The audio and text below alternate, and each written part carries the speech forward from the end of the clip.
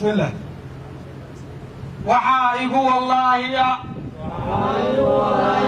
يقول بالله يا يقول الله يا إن أنسد عدني وله وبوش قينايو دينتا دبكا يدلك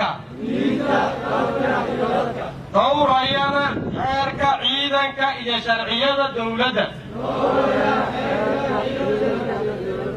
إن أنه كان سميو أنيقونا حكينين أمراض ملاحظة وقتك النبضة يا وقتك دقالك إن أن حفظيو تمام سرت عيدنك إن أن دريليو هبك يا قلبك لا يقو آميني ujeedada laga leeyahayna waxa way amarada aad bixisay waa dafcadaan sagaal bilood iyo meesha ku xirislaayeen abaana amarka bixiyay in la xareeyo maantana hortaada ayay ku dhaarteen waxayna diyaar u yihiin saacadan markaad u tufto wixii ka dambeeya howlaha qaranka oo aad noo tilmaantay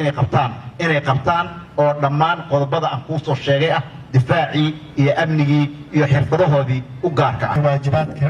la rabo inay gutaan waxaa way inay ilaaliyaan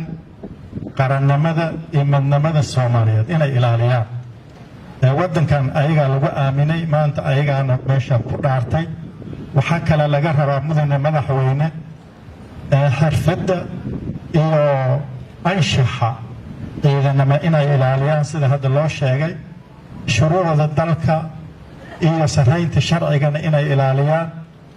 in markastaba ay u taaganaadaan waajibaadkooda inay gutaan mudane madaxweyne aad iyo aad baan ugu faraxsanahay ayagana ugu faraxsan yihiin maanta taliskana ugu faraxsan yahay inaad la joogto waxaan kugu soo dhawaynayaa kelmadaada sharafta leh maanta inaad u soo jeedito waxaa ladiin dhaariyay maanta oo ilaahay hortiisa aad ku marteen annaguna aan markhaati ka nahay inaad difaacaysaan dalkiinna diintiinna iyo dadkiinna shuruucda qaranka u yaallana aad ilaalinaysaan waa mas'uuliyad aad iyo aad u weyn maxaa yeelay waxaad maanta ku dhaaratay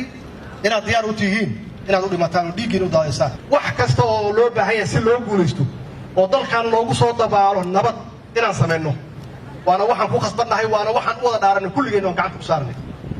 insha allah waa guulaysanaynaa waxaa loo baahan yahay keliya inaan adkaysanno xoogaa yar marar badan waa sheegnay inaan cafinay oo aan cafis u fidinay laakiin haddaysan qaadan cafis waxaa noo ballan in cid meeshaan ku harto annagaa guulaysanayna annagaana u harayna dalka annagaa iskale dalka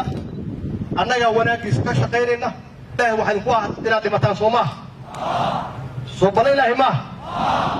annagana bala ilaahay waxaa nagu ah wax alla wixii loo baahan yahay oo dhanka dagaalka inaan la diyaar garoono wasalaamu calaykum waraxmatullahi wabarakaatu